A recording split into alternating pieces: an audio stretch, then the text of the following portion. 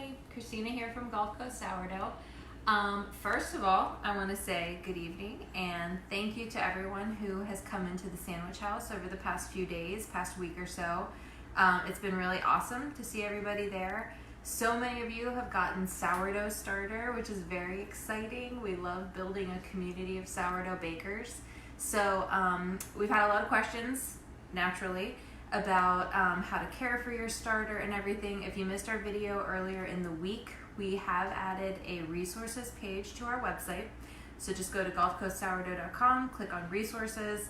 There you will find information for caring for your sourdough starter, feeding it, that 3-2-1 recipe that we went over, the recipe that we're going to do tonight that we're going to mix up, which is sourdough cinnamon rolls, as well as just some other information there. So thanks to everyone. We're so excited that there are so many people who are pumped about sourdough baking.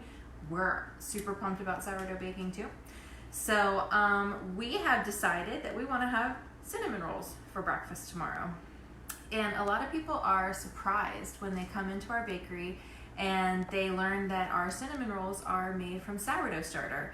We don't use instant yeast in the cinnamon rolls. We don't use any chemical leaveners like baking soda. It's just leavened by sourdough starter. And that's true for our other sweet loaves that we do as well, like our cinnamon swirl, our babka, our strawberry swirl. Those are all leavened by sourdough starter as well. So the cool thing is that in these sweet things, the cinnamon rolls and the loaves, there isn't really a sour taste to them, especially not like the first day after you bake them. If you let it go a few days, sometimes a sour flavor will come through. But honestly, it really just adds a really deep flavor to the recipe. It makes it taste more real in a way. So that's why we use our sourdough starter to make our cinnamon rolls and our sourdough brownies that we have at the shop too, which are amazing. So we're gonna get started. I have all my ingredients here for my sourdough cinnamon rolls.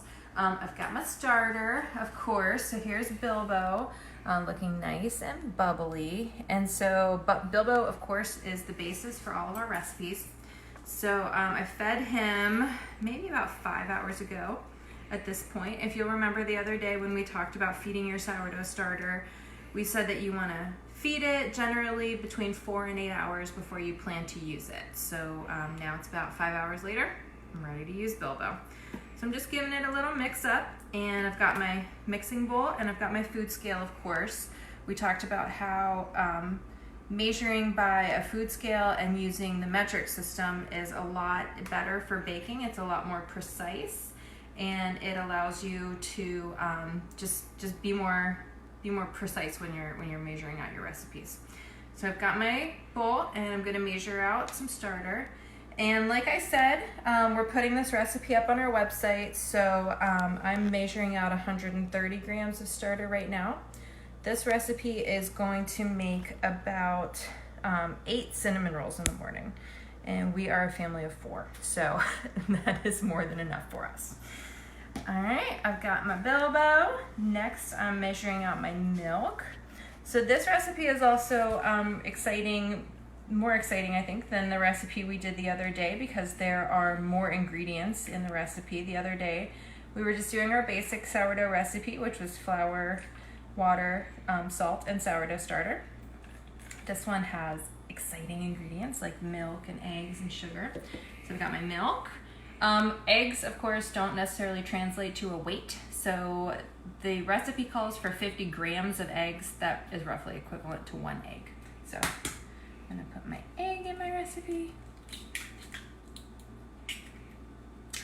And next I'm doing some sugar. So I've got some white sugar here. I need about 65 grams of white sugar. And then I've also got brown sugar. So there's my brown sugar. And I need 6 grams of salt. Some people ask us sometimes about salt-free baking. We'll be honest, we've never done salt-free baking on purpose. We have sometimes done it by accident, and the bread turns out really terrible. I know that there are recipes, especially I think there's a recipe from Italy that calls for no salt bread. I think that's awesome if that's something you want to pursue, but we've never had good experiences trying to not have salt in bread or cinnamon rolls. And now it's time to add in my flour. So I'm adding 450 grams of flour.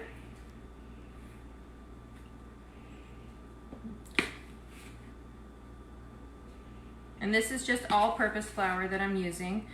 We talked about the other day, we use King Arthur flour at the bakery. It's unbleached and unbromated, so that's really what you're looking for when it comes to the flour that you use. All right, so I've got all these ingredients. You will notice that there is one ingredient left on my counter that I have not used yet, and that is melted butter. And so the reason for that, I'm gonna start mixing and talk about why I'm not adding my flour in. So I'm just gonna start getting it a little bit wet. Like Brett talked about the other day, you kind of just want to use your fingers. You don't necessarily want to get your whole hand going in there. So my ingredients are starting to come together. So I'm going to start pulling it all together. And so the reason why I did not add my butter to the dough yet is for two reasons. One is that if I added my butter when the flour is still dry, since it's a fat, it will coat the flour. And then the gluten, which is the flour coming together in a recipe, will not develop properly. It will actually shorten the glutens.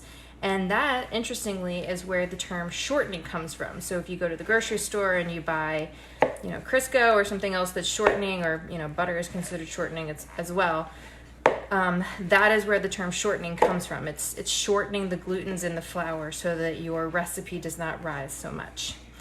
The other reason that I didn't add butter when I was measuring out all my ingredients is because if I had poured butter onto my flour, then it would have just made my flour all clumpy, and then I would have these little nuggets of flour throughout my dough, which is not something I want. I'm looking for a nice smooth dough, especially when I'm going to be rolling this out in the morning to make cinnamon rolls. I don't want any big clumps of flour in my dough. So this is coming together. You can see it's pretty much in that like shaggy ball that Brett was talking about the other day when he mixed our sourdough recipe. So now this is the point at which I'm going to add my butter. We talked about the auto-lyse the other day. For cinnamon rolls, they're more of a short thing. You don't need to let it auto-lyse. You don't need to let it come together as much as you do if you're baking a loaf of bread. So I'm just going to go ahead and pour my butter in. And then I'm going to do the same thing. I'm just going to kind of scoop it in and just try to get that butter worked through the entire recipe.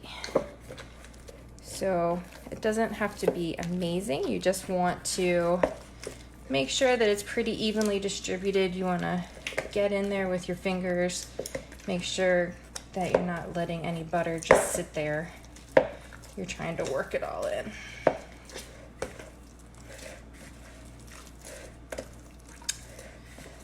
So it's coming together pretty well.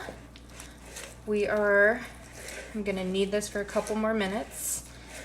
But yeah, like I said at the beginning, people are often surprised that you can use sourdough starter for sweet things. People tell us that our cinnamon rolls are different from any other cinnamon rolls that they've ever had. And we think the reason for that is because of our sourdough starter, because it really adds that nice depth of flavor. It kind of just like stays with you for a while. Other cinnamon rolls are kind of airy, kind of fluffy, and that's great if that's what you're looking for. That's awesome. We love ours because they're nice and they're deep. They have a nice depth of flavor to them. So this is getting pretty good. You can see there's not any butter left in the bottom of my bowl. The dough is really coming easily off of my fingers. So this is pretty well mixed. So I'm just gonna give it a nice pat, be done. So right now it's, almost 10 o'clock. Yeah, almost 10 o'clock. And so I'm just gonna cover this up. I'm gonna let it rise overnight, and then in the morning we are going to roll out our cinnamon rolls and show you our technique for making sourdough cinnamon rolls. Brett's got a nice trick up his sleeve for an easy way to separate your cinnamon rolls so you're slicing into your dough. So we'll see you guys in the morning for making some delicious sourdough cinnamon rolls. Thanks.